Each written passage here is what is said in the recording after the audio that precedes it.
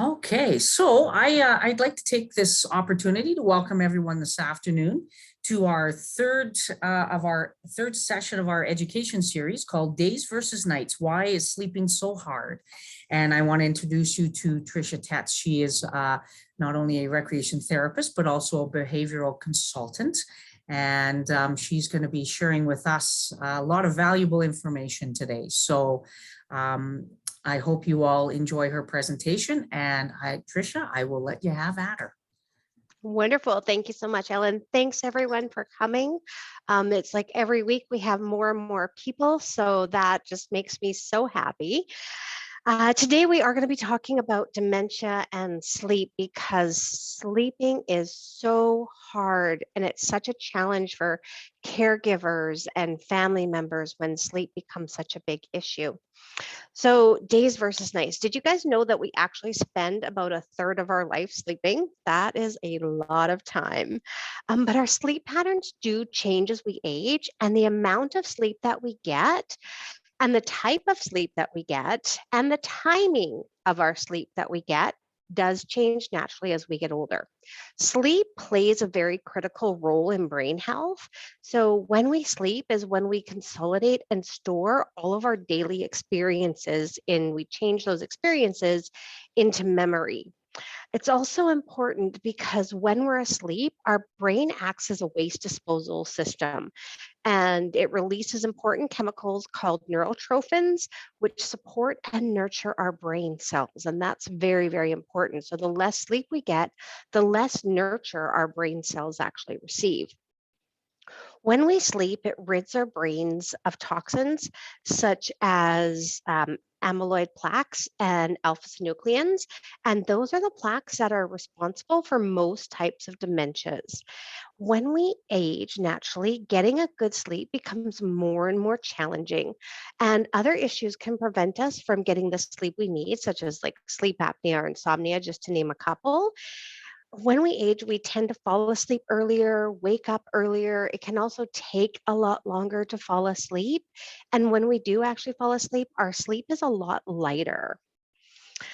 Um, so this is even more pronounced for a person living with dementia. In the presentation, I should say, anytime you see the acronym PLWD, that stands for person living with dementia, just so you can keep that in mind as we go along.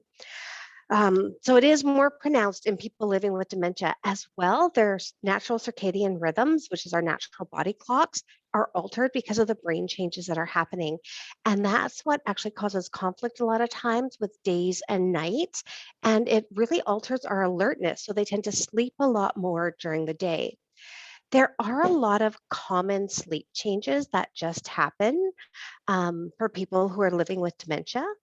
And we experience these changes as we sleep and as we age, they get more and more pronounced. So, this is exhausting for caregivers because caregivers, they also need to function during the day and they also need to get up and continue the day and they need to take good care of their loved one who's living with dementia.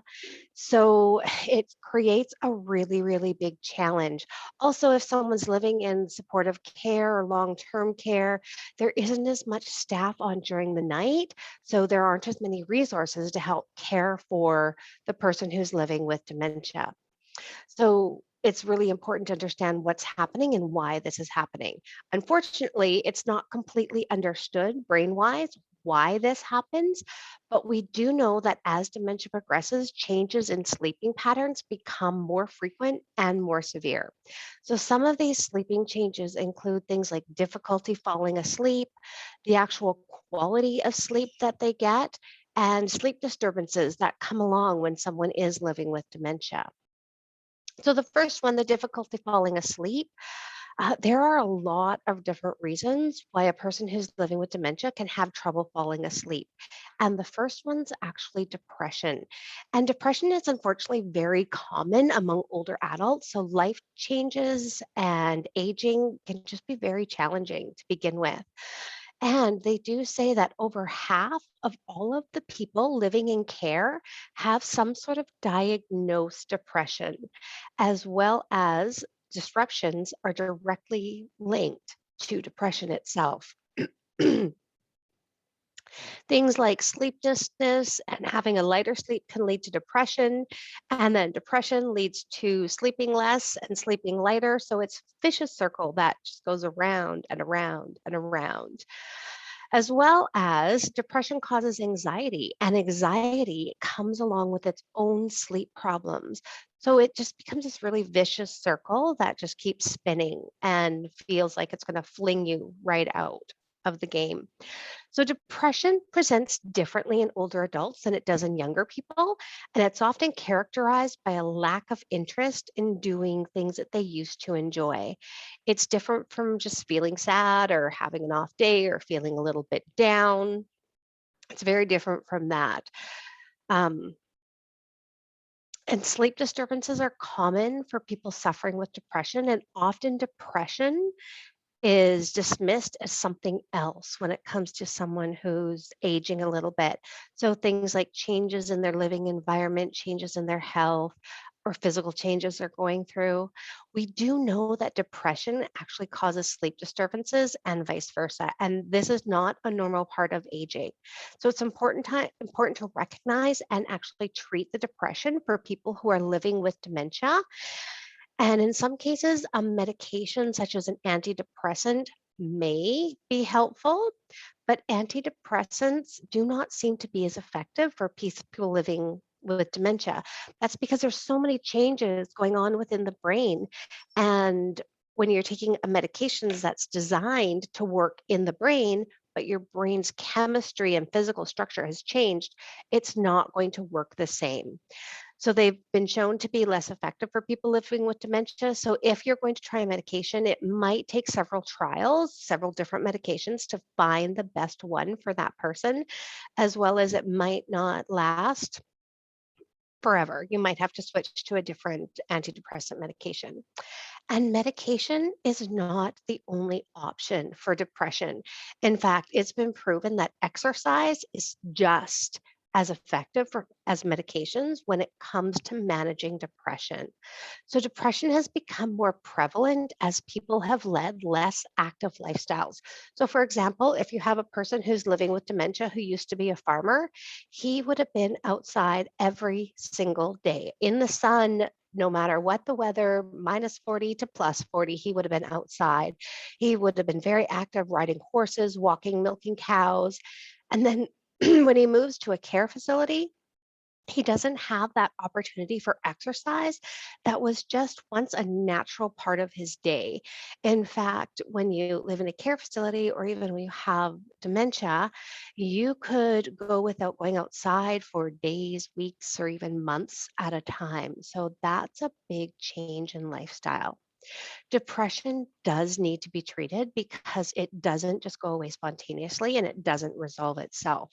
So it's very important that if you suspect someone has depression, to look at ways of treating that, whether it's with exercise and whether it's with diet or whether it's with medication. It's really important to treat that properly. So we had mentioned that physical activity are really important and can be a great treatment in depression, and it really also affects how you sleep. So, physical activity and diet have a huge impact on our sleep, but older adults can find it more difficult to be physically active or even to eat well. There's also things like pain, mobility issues, the inability to initiate a task or activity. They might not be able to plan a meal anymore. They might not be able to cook their own food. They might not even be responsible for doing their own grocery shopping anymore. So, long periods of time laying down or being inactive is really bad for us. Just moving, just not being completely still and sedentary is really, really important. It's better than doing absolutely nothing at all, even just those little movements. It also becomes harder to exercise as we age, but there are forms of activities that we might not even think about, like cleaning, um, Vacuuming, if they can still do it health-wise, bocce ball, bowling, cooking, art, painting classes, light stretching classes, yoga. So when someone is experiencing sleep disturbances, when they're not able to get a good night's sleep, we need to look at what their activity level is. Are they able to walk? Are they, if they're in a chair, are they at least getting to stand and stretch? If you were stuck in a chair sitting for hours every day, your body would just hurt and it increases our pain. It makes us more stiff. It makes us so sore. If I told you you weren't allowed to get out of the chair you're in for the next 8 hours, some people are just already cringing just thinking of how stiff and sore they would be. So when we are stiff and sore and we haven't had that opportunity for physical exercise, it makes getting to sleep even harder. We need to make sure that the person who's living with dementia has an opportunity every single day for physical exercise. You want to aim for about 30 minutes. It doesn't have to be a solid 30 minutes because they might not be able to withstand that, but you can break it up into 5 or 10 minute segments as long as they're getting about 30 minutes of activity every day. You also want to avoid exercise about 2 hours before bed because it does stimulate your body and it makes you want to continue to be active. And that's not what we're going for right before we go to sleep. So think of someone in a supported living facility. So many of them just sit. They sit in their room, they sit in the dining room, they sit in the TV room, and there's just not enough opportunity for them to be active. Your body needs to be active during the day so you're able to sleep at night. Then we move on to diet because diet has a huge impact on our sleep and sleep quality as well. And some things you might not even think about, like having a high carb lunch. A lot of people avoid carbs at dinner because it sits too heavy in their stomach and they're not able to sleep. But having a high carb lunch when you have dementia, a lot of your systems slow down. So your digestion slows down as well. So then when you still have that full belly and you're trying to go to bed at night, it makes it more difficult. Also, things like lots of bread, rice, caffeine, and alcohol also impact our sleeping, but most people kind of know that already. When we can no longer make our own foods, we might not be getting all of the nutrition that we need. There are vitamins that you need daily, and they can often be missed if we have a regular eating pattern or a regular routine or a certain amount of certain foods that we eat every day where we avoid other ones. So that's important to notice as well. Also, when we're active and we're eating better, not only does it contribute to better sleeping patterns, but our overall feelings of wellness. So, exercise and nutrition directly impact depression. So, depression causes sleeping skills, exercise and nutrition impact how we sleep as well as depression. So, it's good for a whole bunch of other things as well. Researchers have actually found that the brain actually produces insulin just like the pancreas does. So the amount of insulin produced in the brain drops as dementia progresses, which leads to brain cell death, especially in the parts of the brain responsible for memory. Studies have found links between sugary cravings and dementia, and recent studies have shown that when dementia attacks the dorsolateral prefrontal cortex, unhealthy cravings dramatically increase. So that's the part of the brain that's responsible for self restraint in our diet. So when a person has dementia and that particular cortex is hijacked by their dementia, they often experience preferences for higher calorie foods. So it is normal and natural for them to want more of those carbs and more of that sugar. On top of all of this, people who have dementia don't taste food and don't experience flavor anymore like they once did. And this changes appetite preferences because taste buds diminish. So people who have dementia, who are living with dementia, will opt for heavy foods or foods with lots of flavor like sugary sweets. And while you might think it's a good thing that your loved one is eating and keeping their weight on, because that can lead to its own problems, but so can when they're taking in more sugar and more high carb foods. So when we're having a lot of like filling meals, it can lead to nausea, vomiting, and acid reflux. And when you have dementia, might not realize exactly what that sensation is. You're just going to have that overall sense of not feeling well. So while you don't want to put a person who's living with dementia on a diet, there are ways that we can help control their hunger on a daily basis. So we can do things like give them lots of small meals a day. This way they can eat what they want more often, but just in smaller portions. So divide each meal into 2 or 3 meals and then serve it to them every couple of hours. This is an amazing tactic for someone who is always saying, I'm hungry, I'm hungry.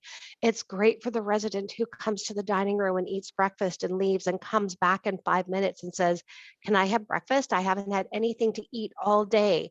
And instead of just saying, yes, you just had breakfast, because they know they haven't, it doesn't matter. You could show them a video of them eating breakfast. That video will be wrong in their mind. So instead of saying no, say, sure, you know what? I'm going to make breakfast.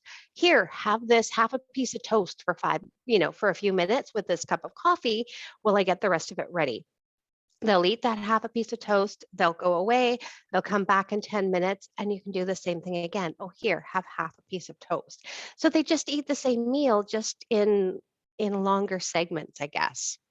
Also, you want to have lots of snacks on hand, low calorie snacks, and have them easy and ready to go, because nothing makes it more challenging than if you're at home and you have to cut up carrot sticks. You just want to have them already cut in the fridge, ready to go for them. It's very hard to reason with a person who's living with dementia. So rather than restrict food or constantly give in to their demands for more food, make a compromise. Serve them food when they want it, but choose a variety of low calorie snacks that will satisfy them and won't be too heavy in their stomach. So a really great approach for that is they come in, they're like, I'm hungry, I want a snack. And you're like, know what? Dinner's in half an hour. So I have couple carrot sticks for you. You can eat those, or a piece of apple or some cheese, and then we'll have dinner in an hour. They're going to accept that. They've gotten a snack, they've gotten what they want, and they know more is coming, which is very important. Another thing you can do is find a distraction and have these distractions planned, because it's really hard to think on the spot of what you can do for them when they come in looking for food and they've already had a significant amount. So sometimes we eat because we're bored, and that's also very true for a person living with dementia, who on top of that also experiences general feelings of uneasiness, because some people like to eat. It's like a safe thing to do. So to counter that, have those distractions at the ready. Suggest a walk around the neighborhood, read a book together, gardening, take them on a quick errand.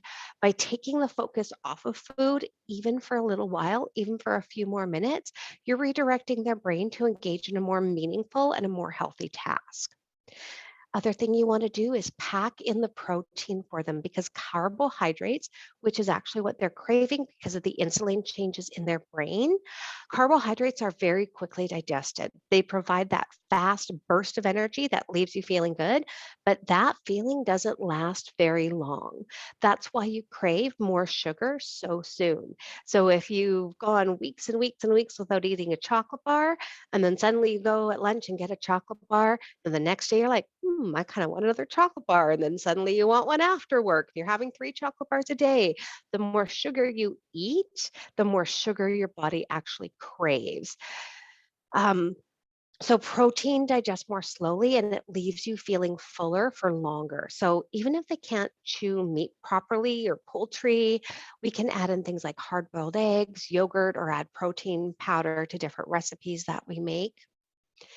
You're also, depending on what stage of dementia they're in, you might want to think finger foods rather than a full meal with fork and knife, because as you lose dexterity in your hands, it's going to make eating more difficult.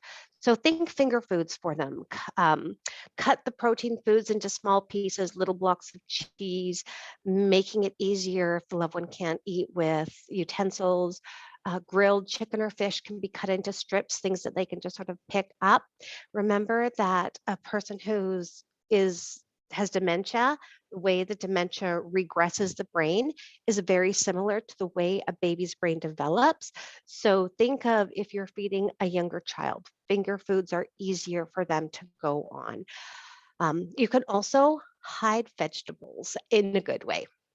So you can add pureed vegetables, cooked or raw. You can add them to recipes. So cooked and pureed cauliflower, for example, added to a tomato sauce, or raw pureed vegetables like spinach or kale in a smoothie is really good. A homemade smoothie, bought ones have tons and tons and tons of sugar. There's a really good cookbook out there called, what was it called? The Sneaky Chef, Simple Strategies for Hiding Healthy Foods in Kids' Favorite Foods.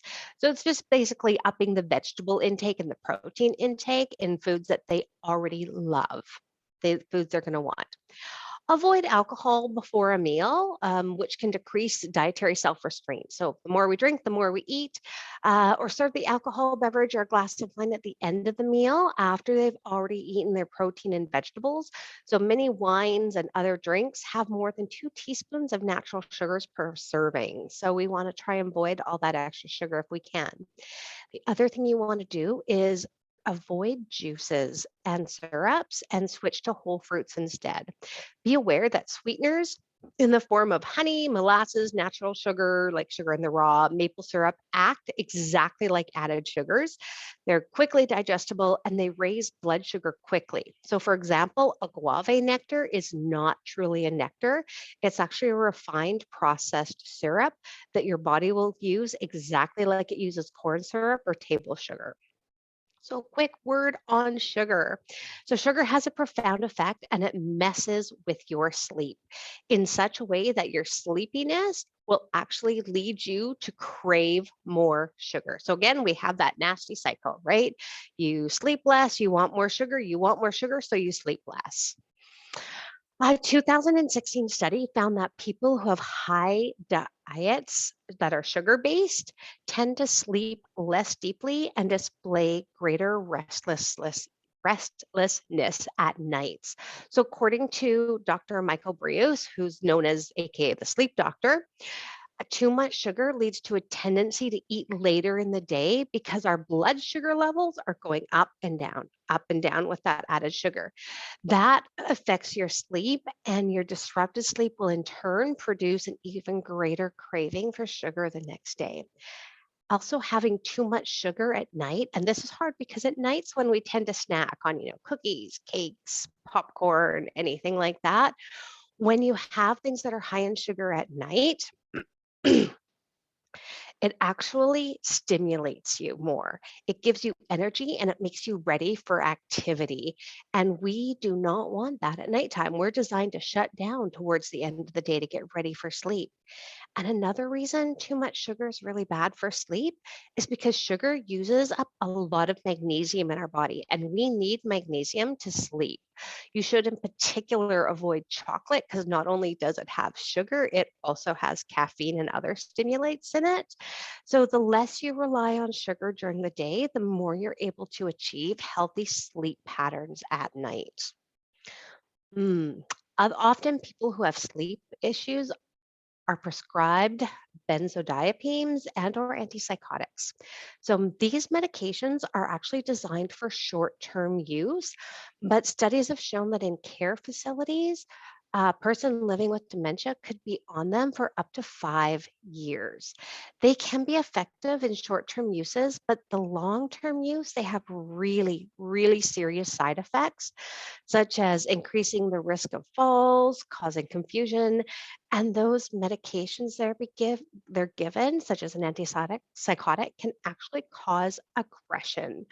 So, all the symptoms they're being given these antipsychotics for, it's actually going to, in the long run, make them far worse. Side effects can also cause sleep disturbances themselves or cause the sleep disturbances to become worse. An antipsychotic that is prescribed for sleep issues can have permanent and disabling side effects for people. Other medications that can inhibit sleep are steroids and beta blockers. So, if a person's on 5 or more medications, you want a medication review to be done by the doctor or the pharmacist. The good news is often in long-term care and supportive living facilities is medication reviews are done on a regular basis. So, a lot of these things are often caught. Hopefully they're caught. Before going on any medication for sleep, we want to make sure if there's any environmental changes we can try first, because that's going to be the easiest thing for both the caregivers as well as a person living with dementia. And environmental changes are often more effective than any medication you can give them for sleep. So, our circadian rhythm, this one's fascinating. So, over the history of humanity, our bodies have been adapted to natural light conditions. We all have a natural circadian rhythm that wakes us up in the morning and puts us to sleep at night. We have developed a sense in our body that recognizes it's cooler at night and it's quieter at night. The key part to this working is the body's natural production of something called melatonin. And this is produced by a gland in our brain that responds to light. When we have melatonin being produced in our body, it lowers our body temperature and it prepares us to sleep. In the morning, when we're exposed to light, it makes our brain more alert. Morning light exposure, especially between 7 and 11 a.m., is crucial to our circadian rhythm, and specifically blue light. Now, I know everything we hear about blue light is bad, from screens, including television screens, but natural blue light from the sun is critical to our circadian rhythm because roughly about 12 hours after being exposed to this natural blue light, our brain starts producing melatonin to get us ready for bedtime. This is where it becomes a big challenge for people living with dementia because often someone who has dementia likes to keep things darker. They turn the lights off. I actually think a lot of this has to do with them being raised in a generation where maybe they didn't even grow up with electric lights yet, or electric lights came in as they got older, or the mindset that if we don't need lights because the sun is shining, or we need to keep the lights off because it costs money. I mean, think about it. When you were a kid, how many times did you have your parents go, turn the light off when you leave the room? It costs money, or yelling at us to, we don't need the lights because there's lights coming in from the window. It's daytime. So when we get caught in that mindset, it's hard to keep the lights on during the day. So if a person who's living with dementia is not being exposed to natural blue light, particularly early in the morning, their brains will not be cued to making melatonin until much later in the day, which will keep them awake longer into the night. We need to be exposed to at least, it's called 500 lux for our brains to recognize it's morning. So, for example, if you're outside, the sun gives us naturally between 3,000 and 5,000 lux exposures. It amazes me when I go into a resident's room who's having sleeping issues in the middle of the day and I turn on my Lux app on my phone. It's free. I use the Lux light meter and I do a light reading in their room and it reads something like 40. So their curtains are usually closed, their lights are turned off, maybe a lamp is on, maybe the TV is on, but they're not getting enough Lux. So their brain has not been told, hey, it's morning. In 12 hours, I'm going to start making melatonin. No, their brain is being told it's nighttime. And so they'll go out, in the mid afternoon or for dinner, and suddenly they get light. And then their brain's like, okay, now I'll start producing melatonin in 12 hours, except they need to go to bed at 4. So it's very counterproductive. Another time I was explaining this to staff at a facility, and they said, oh, well, at least our dining room is nice and bright, and they'll get that exposure then. And I went into their dining room, and they had one window. It wasn't a super big window. And when I did a measuring, their lux in their dining room was only at 240. So even when residents came out for breakfast, they weren't being exposed to enough light at the breakfast table to signal it's morning and that melatonin should be produced in 12 hours. So their brains are literally being programmed to reverse their days and nights because they're keeping it dark during the day and they're turning lights on in the evening. So their brain is getting very, very mixed messages. So small changes to routine can help balance out a person's circadian rhythm. And the first one is try to maintain a regular schedule. Going to bed and getting up at the same time If a person is getting up at night, reminding them it is nighttime, it is bedtime, even if they aren't sleeping, we want to keep a reduction in light and noise and temperature. It should be cooler in the evening because that signals, you want to snuggle up in bed and stay warm, and your body will naturally want to sleep more. And of course, making sure they get exposed to that natural light during the day. If you can't expose them to natural light, a nice bright room will help. Make sure it's over 500 lux. And there are some very interesting studies going on about the sad lamps, those natural sun lamps. You have those, you can buy them on Amazon, $25 even. They're not expensive. And those may be able to help with the production of natural melatonin in their brain. Most people know that if we engage mentally and socially, we're more fatigued at the end of the day. We can all think of a time where we were mentally exhausted, even especially, hopefully, in a good way. You've been to a party, you were really social, and you come and you just want to drop because you're exhausted. And it's actually good when you experience that. We need to keep our minds busy as well as our bodies. That's actually one of the biggest reasons there's therapeutic recreation and care facilities. So the problem is often, with private care facilities, that they don't realize the therapeutic value behind it, and they don't necessarily hire properly qualified staff. So the games that are being played and the programs that residents should attend have to be designed specifically to mentally stimulate the residents, no matter what level of dementia they're experiencing. So there are 5 domains in therapeutic recreation. So we look at physical, sensory, cognitive, social, and spiritual. And the best programs are ones that target several therapeutic domains at once. So think of a lazy Sunday, one where you stay in your pajamas all day, you watch TV, you eat junk food, maybe you ordered in dinner. We all love having a day like that once in a while. We all need a day like that once in a while. But if that was your day, every single day for the rest of your life, you've had no mental or social stimulation, you'd probably start to go stir crazy. And the less mental and stimulation you have, the more you'll go to sleep. So you'll start napping during the day. And if you nap too much during the day, you can't go to sleep at night. If you don't use your brain, you actually lose necessary skills. Unfortunately, a person who's living with dementia often reduces their social engagements and they start to avoid mental stimulations. This could be because they recognize their poor memory skills and they're trying to hide them, or it could be a reduced understanding of the entire process, or it just could be the lack of ability to initiate or sequence doing an activity. So they might make plans for lunch, but then it's easier to cancel those plans because they're not sure how to initiate even getting ready and going out and meeting someone and, the sequencing, being social, how to make chit chat. They lose those skills and it terrifies them. So, decreased motivation is another issue when you have dementia, or even the loss of ability to communicate what they might like to do. And again, also depression.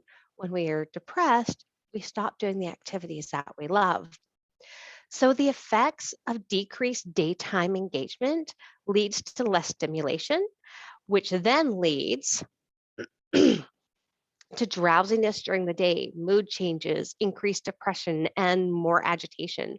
When a person living with dementia is not engaged throughout the day, they again tend to think the only thing to do is sleep. And interestingly, studies have shown us that mental and social engagement is just as important as physical activity to promote a good sleep. So, for someone having issues with sleep, compare how many engagement activities they're doing versus passive activities like watching television.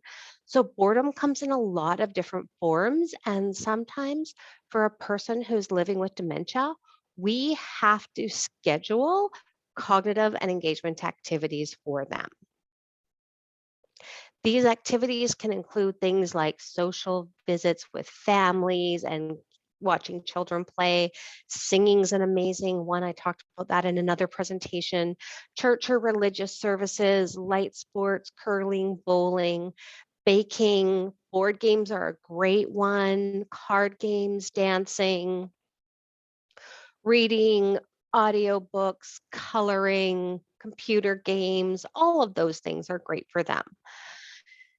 So quality of sleep also naturally changes as we age. So we have, oh, that shouldn't have done that. Okay, quality of sleep. Quality of sleep does change when we age naturally. But when we have significant brain changes that are occurring, so cells in the brain are dying, physically dying and shrinking, dementia, as like when we have dementia, the quality of sleep we get is even more important. Brainwave studies in people who are living with dementia show decreases both in dreaming and non-dreaming states. And we need both of these states and different cycles for them to cycle through over and over again to get a good quality sleep. The way you feel when you're awake depends a lot on what happens when you're asleep. During sleep, your brain is working really hard to support healthy brain function and to maintain your physical health. Sleep helps your brain work properly. While you're sleeping, your brain's preparing for the next day. It's forming new pathways. It's helping you learn and remember information. Studies show that a good night's sleep improves learning. So whether you're learning math skills or a new golf swing or playing the piano or how to drive a car, sleep enhances your learning and it helps with your problem solving skills. Sleep also helps you pay attention, it helps you make decisions, and it helps you be creative. Studies also show that sleep deficiency alters activities in some parts of your brain. So if you're sleep deficient, you might have trouble making decisions, solving problems, controlling your emotions and behavior, coping with change. And we already have these significant issues when we're living with dementia. So lack of sleep is just making them 100 times harder. Sleep deficiency has also been linked to depression, suicide, and increased risk taking behavior. So, children and teens who are sleep deficient may have problems getting along with others. They might feel angry and impulsive. They're going to have mood swings. They're going to feel sad or depressed. They're going to lack motivation. They are also going to have more problems paying attention. They're going to get lower grades. They're going to feel more stressed. It's important for us to remember this because a person who has dementia, their brain regresses similar to a way a child and teens progresses. So if a child or teen is going to have these issues, a person who's living with dementia is going to have those exact same issues. So a lack of sleep for a person living with dementia, we're going to see them get angry, more impulsive, have wilder mood swings, feel sad or depressed more, and have even more of a lack of motivation. Good quality sleep is important for everyone. When we sleep, cerebral spinal fluid flushes out all the toxins that have just naturally built up throughout our day. For a, think of your brain a little bit like a hoarder when you have dementia. So, there's sort of toxins that come into your brain throughout the day, dead cells, all the beta amyloid plaques, those sorts of things. You go to sleep, it all gets flushed out. When you have dementia, you're not getting enough of that cerebral spinal fluid and it's not flushing everything out. So you might have a light layer left, and the next night you would have more and more and more and more and more. And then it just builds up and builds up until you wake up and you have this really bad brain fog and you just can't function properly because all of that is not getting flushed out of your brain. Think about, if you've ever had a really bad sleep and you wake up and you just feel groggy the next day and you have this brain fog and you just know that you're off. Can you imagine having that feeling, but every day it gets a little bit worse and a little bit worse and a little bit worse? It just builds up day after day, week after week, month after month, year after year. Think of a new mom with sleep deprivation. We all know of, the mommy brain, and it's not just from lack of sleep, and it's more than just, oh, I'm so tired. Your brain actually stops functioning properly when you haven't had enough sleep. I personally remember with my first child, and I had got up in the middle of the night to feed him, fed him, stood up from my chair, went back to bed. The next morning I woke up and he wasn't in his crib and I was running all around the house. I'm panicked. I'm absolutely terrified.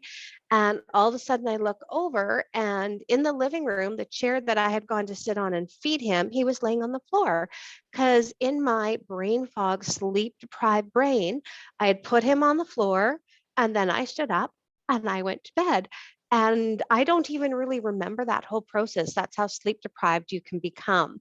So if you have dementia, and you're getting sleep deprived, things are going to stop making sense. You're going to do things and not realize you did them, and other people will be insisting you did them, and you can't remember them. And it makes life really, really, really hard. So, experts actually estimate that in the late stages of dementia, individuals spend about 40% of the time in bed at night completely awake. And then they spend a significant part of their daytime sleeping. So, in extreme cases, people can have a complete reversal of the usual daytime wakefulness, nighttime sleep pattern. Sleep disorders are a frequent concern for people who are living with dementia. When you have dementia, you have a higher chance of having a sleep disorder. These can include things like waking up frequently in the night, not being able to settle or fall back asleep once you've woken up. You could be disorientated. You could have a lot of problems distinguishing dreams from reality, because could also be having possibly deliriums or hallucinations. So it gets more and more difficult. Um, Sleep disorders are actually common as well, things like restless leg syndrome. So, restless leg syndrome is characterized by an overwhelming desire to move the legs. You literally cannot stop, especially at night. And this is common in people with the type of dementia, particularly Lewy bodies dementia, but it is frequent in all dementias. There's also periodic limb movement disorder, PLMD, and it causes uncontrollable movements of not only the legs, but also the arms and the upper body. And a lot of people who have this also have RLS, restless leg syndrome. Then there's breathing problems, a big source of sleep disturbances in adults 65 or older. This is really big. Up to 75% of people over 65 experience breathing problems while they're sleeping. So the most seriousness of this is sleep apnea. And this is where you actually stop breathing. Usually it's accompanied by gasping or loud snoring or snorting, that kind of thing. And it's really important to pick up on sleep apnea, because when you have sleep apnea, it literally is starving the brain of oxygen that it needs, and it impairs the brain's ability to flush out those toxins. So, because of this, sleep apnea can actually cause certain types of dementia, such as vascular dementia, or it can increase the progression of other dementias. So, obstructive sleep apnea is a condition that's usually marked by the nighttime airway collapsing, leading to brief lapses in breathing.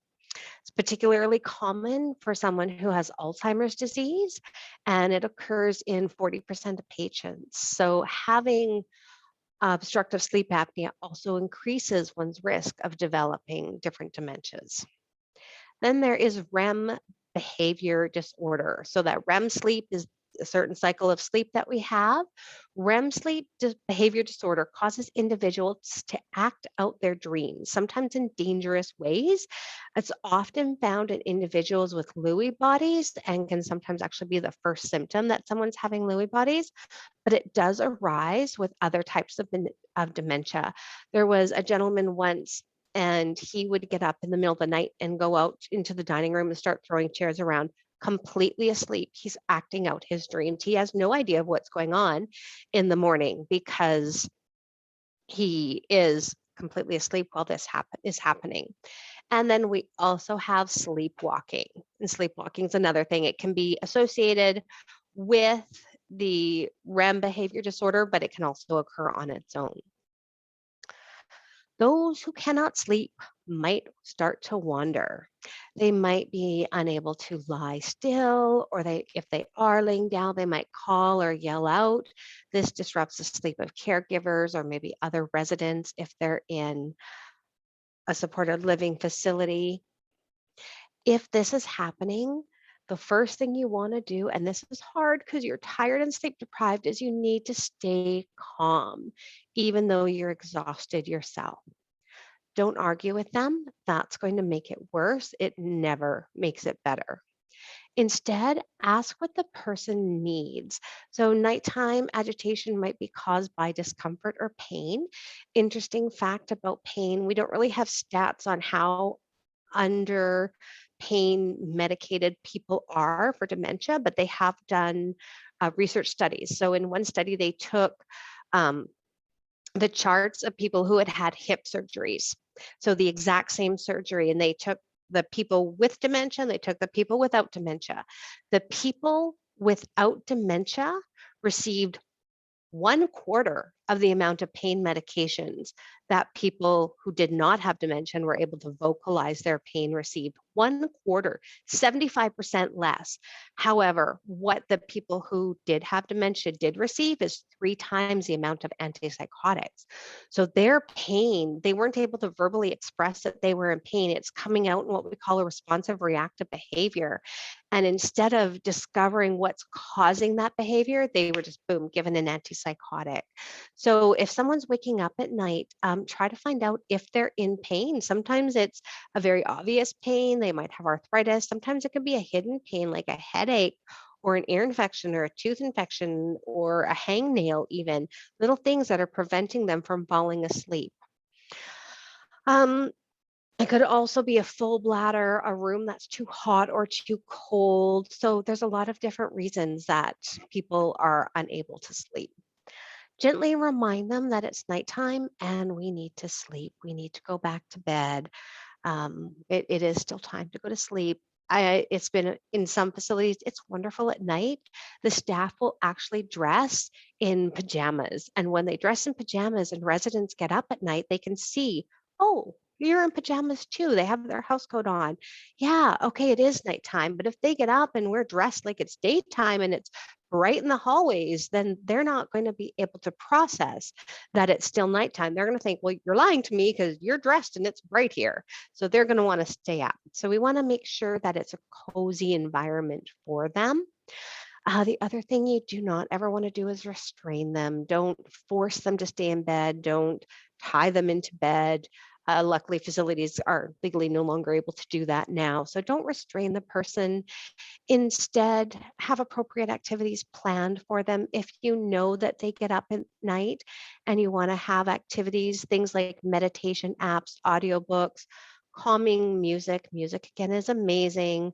Have a book or magazine for them to read or flip through, have herbal teas. The one thing you want to avoid is television in the middle of the night. There are non-drug treatments that we can try for changing sleep patterns. We want to aim to improve the sleep routine and the sleeping environment and reduce daytime napping if we can. So, non drug coping strategies should always be tried before we go to medications, as some sleep medications mentioned earlier have serious permanent side effects. So, to create a sleeping environment, we want to do things like maintain regular meal times, regular sleep times, and regular getting up times. And we want to do what's regular for them. If someone always got up at 5, then they can still get up at 5. But if someone always slept until 10, then they can sleep until 10. We don't all get up at the same time and go to bed at the same time. So we want to respect an individual's bed routine. We want to make sure they get morning sunlight. Again, that melatonin process begins 12 hours after we receive morning sunlight. Make sure they get enough first thing in the morning. Encourage regular daily exercise. Don't exercise 2 to 4 hours before you go to bed, though. That's going to keep them awake. If you can, avoid alcohol, caffeine, nicotine. There are a lot of caffeine-free drinks. There are some great non-alcoholic wines if someone does like to have their wine. However, we have to remember quality of life is also very important. And if they really want a glass of wine every night before they go to bed, they should be allowed to have that glass of wine before they go to bed if that's part of their nighttime routine. Their body has gotten used to it. Look and treat pain. Remember, 75% of pain generally for someone who has dementia goes untreated. Make sure the bedroom temperature is good. You want to lower the temperature 1 to 2 hours before bed, 1, 2, 3 degrees, whatever they're comfortable with. I mean, sometimes they might want night lights or security objects like a weighted blanket. Sometimes when lights go off, we get a lot of shadows. And for someone who has dementia, they're going to interpret those shadows differently than we would. So they might be seeing something that's very scary. We've heard of cases where a lady was screaming because there were spiders all over her walls and no one could figure it out. But finally, a nurse in the facility laid down in her bed and she had lace curtains. And when the sun came in, it shone through the lace curtain, making it look like spiders and spider webs. So they were able to change that and take that away. So we want to make sure that the environment is making them feel safe and comfortable, as well as discourage television and other screen use for at least 2 hours before you go to bed. And that's hard because people like to watch TV before they go to bed. But if we can, we want to avoid that kind of thing. There are really good vitamins, natural vitamins that are going to help promote sleep for people. And I remember when I was in my 20s and my mom always said, it's important, take a multivitamin every single day, Trish. And I was like, multivitamin? I don't need a multivitamin. Well, it turns out my mom was right. Don't tell her, but she's right. So iron is a major component in our blood, and iron provides the oxygen to our cells and to our tissues. So essentially, oxygen helps keep us energized, which is why a lack of proper circulation typically wears us out and leaves us feeling even more tired. A shortage of iron in the blood can lead to a range of very serious health problems, including iron deficiency and anemia. Also, interestingly, iron deficiency is one of the more common causes of sleep disorders like restless leg syndrome. Sufferers of restless leg syndrome feel the irresistible urge to move their legs, right? And if you have this sleep disorder, you might simply be low on your iron levels. So, taking iron will help relieve that deficiency and the symptoms and actually help you get a better night's sleep. And of course, iron is found naturally in a lot of wonderful foods and vegetables.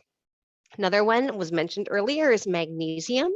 Magnesium is a mineral and it works wonders when it comes to releasing tension and helping you and your muscles relax. You might have already heard about magnesium's healing power for insomnia because it essentially prepares your body for rest.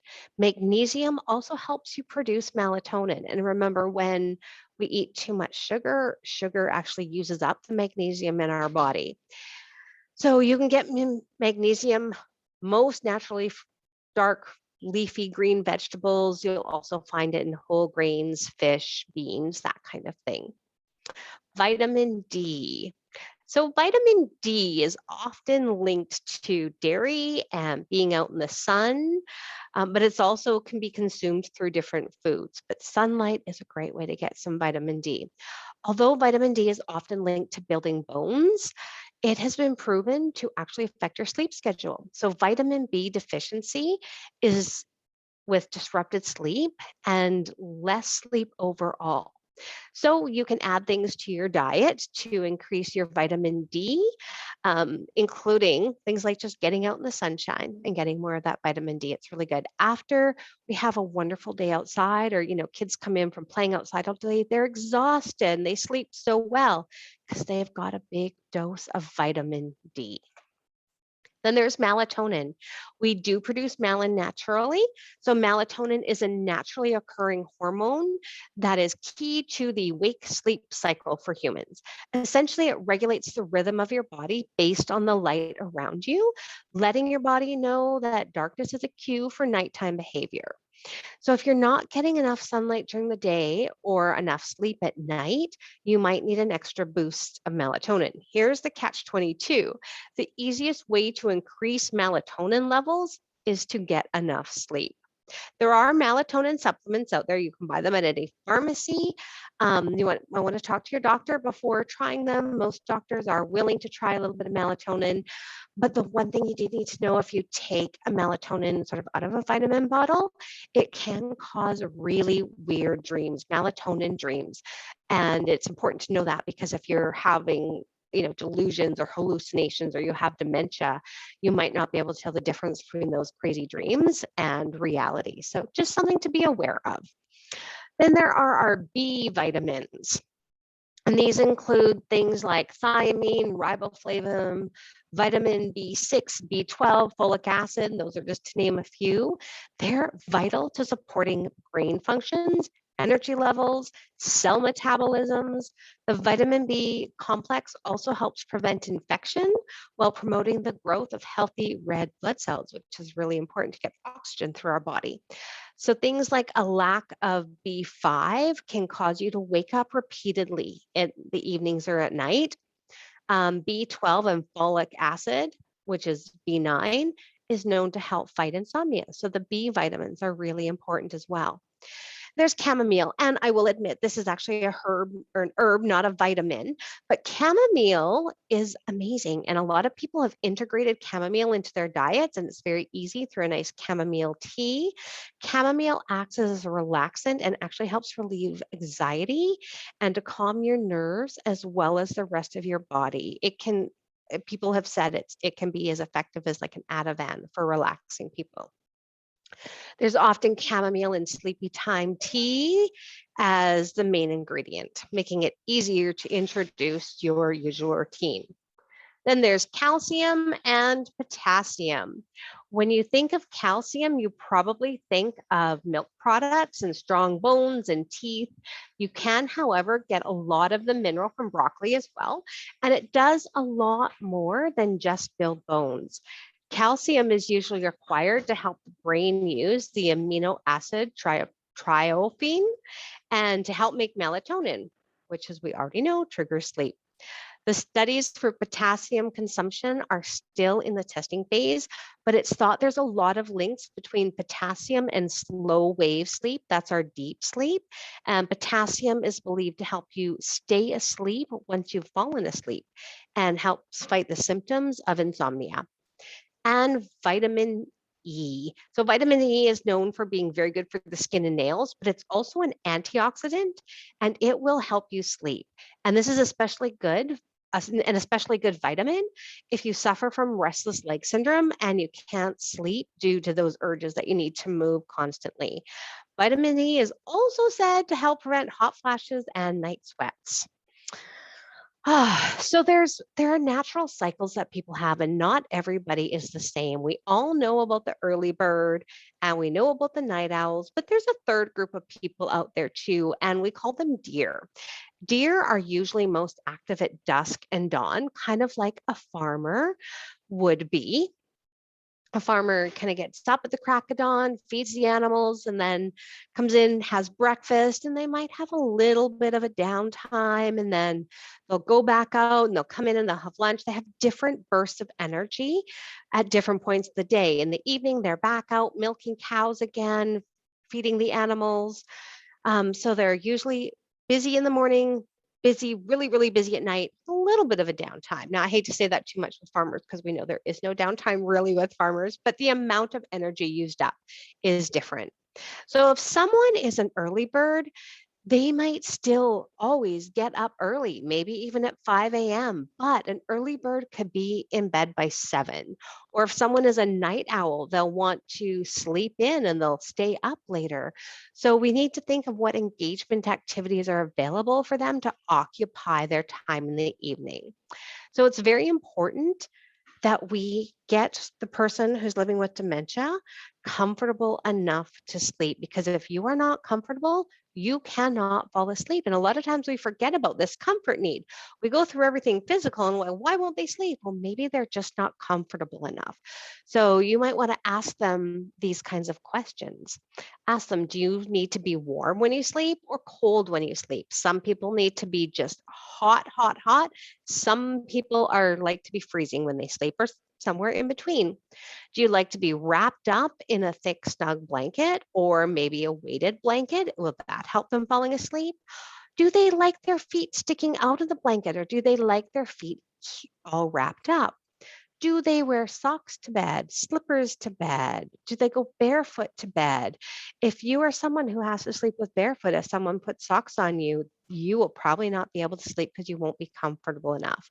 Do you need fresh air? Do you sleep with a fan on? This is a big one. There are people like me who sleep with a fan on 365 days a year. They need that airflow. Um, are you a side sleeper? Do you sleep on your back? Do you sleep on your stomach? Do you like to have something over your head? Uh, Very interestingly enough, in about one of every 5 to 6 presentations I do, I run into someone who says, I sleep with a pillow on my face. First time I heard this, I said, oh, you mean like right up? And they're like, no, on my face. I lay on my back and I put a pillow on my face. If you walked into someone's room and they had dementia and they picked up a pillow and put it on their face, could you imagine what you would do? You would probably call in a mental health consult because you're going to think they have suicidal tendencies. But some people sleep like that. It blows my mind, but they do. So we need to know what what makes them comfortable while they're sleeping. Are you someone who needs music playing? Do you like an audiobook to talk you to sleep? Do you have thoughts that run through your head constantly that prevent you from relaxing? That's a big sign of anxiety or depression. Do you like to have white noise going on? Do you use a meditation app? Are you someone who actually falls asleep to the television? Or do you need absolute silence? Do you need a nightlight? Do you need complete darkness? Do you need to face a window or face a doorway? A lot of people can't sleep if their back is to the doorway. They need to be facing it. Do you need every single window open, even if it's just a crack, even at minus 40 degrees? That's really important. Are you a hot sleeper, cold sleeper? What do you sleep in? Full fleece pajamas? Do you sleep in a nightgown, a sleep shirt, underwear, tank top, shorts? Do you sleep naked? Which one of those makes you personally cringe at the thought of sleeping in it? You know, if you are someone who sleeps naked, if suddenly you're wearing full fleece pajamas, you're not going to be comfortable enough to sleep. What have your lifelong sleeping habits been? Are you an early riser, a night hawk, a daytime napper? A lot of people out there used to be like, oh, my grandpa could go lay down for 10 minutes and wake up and he's good to go for the rest of the day. Maybe you just need that 10-minute reprieve in the afternoon. Are you a bedtime snacker? Do you need to have a snack before you go to bed? Or are you someone who refuses to eat a single bite after you've had supper? Who do you sleep with? This changes for people who get older, and especially for people who are living with dementia. Did you used to snuggle up to your spouse in a king size bed? Or do you sleep alone in a single bed? Most people, even if they're single, don't sleep in a single bed. And when someone moves into a care facility, suddenly we put them in a single bed because that's all really the room has space for. So they're not going to be very comfortable sleeping in that single bed. Do they have a dog that sleeps at the end of their bed that they're used to? Or do they have a cat that would sleep curled up on their chest? So really, so far, that's about 43 questions about how you sleep, and those are just for your physical needs. We have emotional needs that also need to be taken care of. So could you sleep if you didn't know where you were? You have dementia. Pick you up, I take you to my house, I put you in a room, and I say, go to sleep now. You live here. You do not feel comfortable enough. You will not fall asleep here. It can take a long time before someone's going to be comfortable enough. If there were strangers entering your room at night, would that make you comfortable enough to sleep? Your brain will go on high alert and you won't be able to fall asleep and get that deep REM sleep that we need. We call them night checks, but for some people, it can be very, very scary. There's too much going on. Could you sleep if you were experiencing a delusion or a dementia related hallucination and you were scared again? Can you sleep when you're scared? Your body won't let you. It's a safety reflex that we have. There were strange noises around you. If you live in a facility, think about the noises that could be going on in the hallway. There's people talking at the end of the hallway or in the nursing unit. or there's beeps and buzzers and lights going on and off, or maybe there's someone screaming from another room. All of those noises are going to prevent you from sleeping.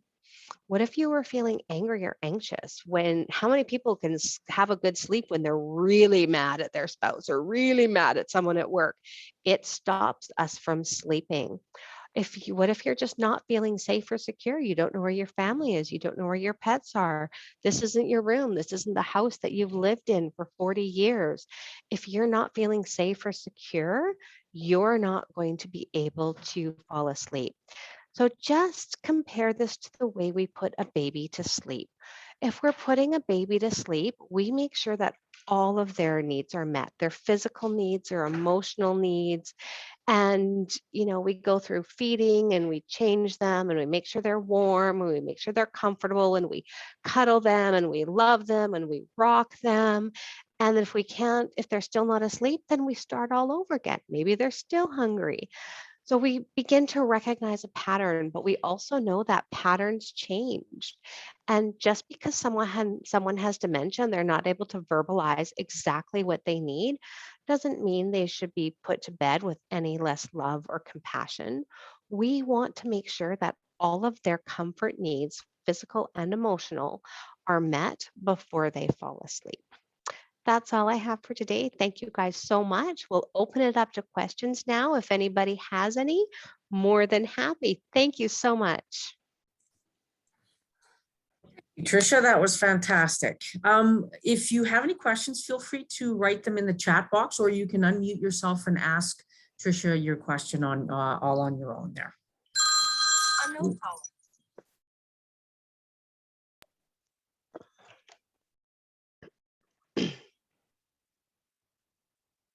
Thank you.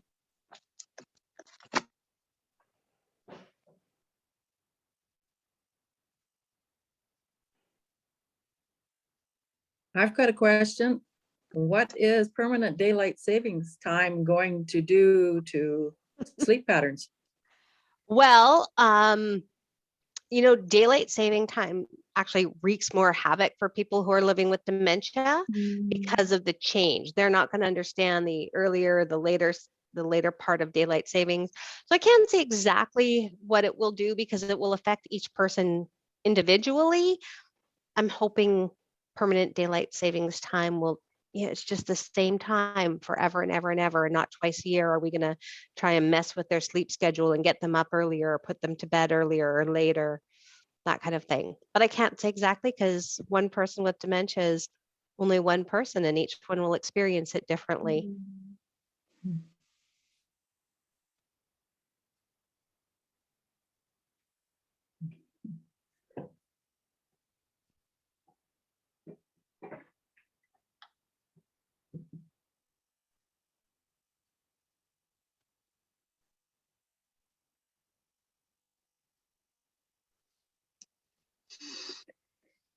I guess one other thing that I thought of was the long-term care places have been changing their lighting, and they've been putting in LED lights. And does that give us a more natural light then? Is it more like the natural blue light, or is it doing anything? For inside lighting, as long as you're getting the lux. So I actually it's funny you would say that because I just put in a whole bunch of new lights in my house and most of them are LED. But before I purchased them, I did make sure they had more lux than the regular light bulbs. So it's cheaper and stuff to run. And as long as you're getting over 500 lux, then that's okay. Plus, if you can use a combination of good windows and lighting and getting some of that natural light, that'll be okay. But so far, there haven't really been any studies on the LEDs. I do think LEDs are much nicer than the UV, not the UV lights. What are those? Compact fluorescent ones. Yeah, fluorescent. That's awful. Right. I'm thinking LED is much better than fluorescent.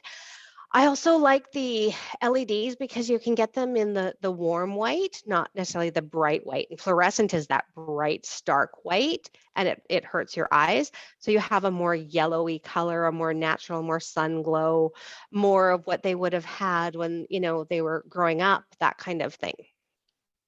A lot of that's just my personal opinion, not a lot based on fact yet. So just to clarify. Mm-hmm.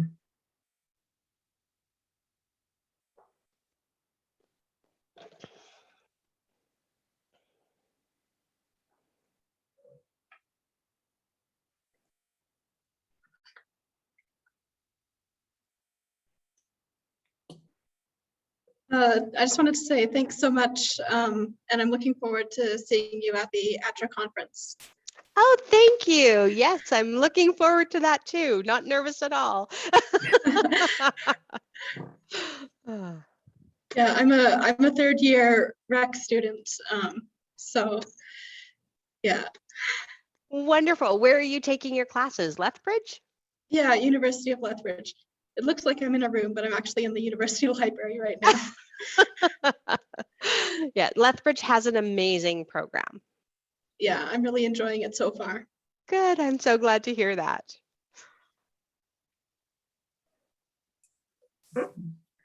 Anyone else have any questions or comments they'd like to share this afternoon?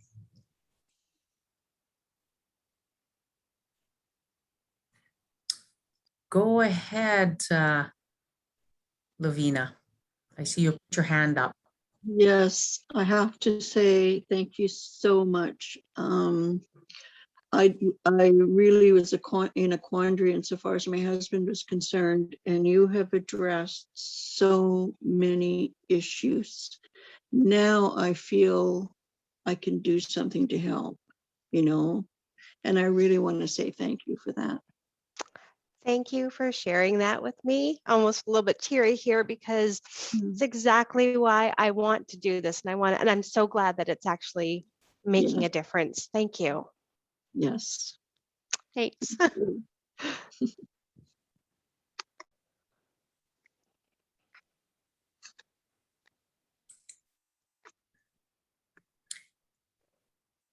All right. Well, I think that's all for this afternoon. Thanks again, Tricia, for your insight and all of the information you provided for us.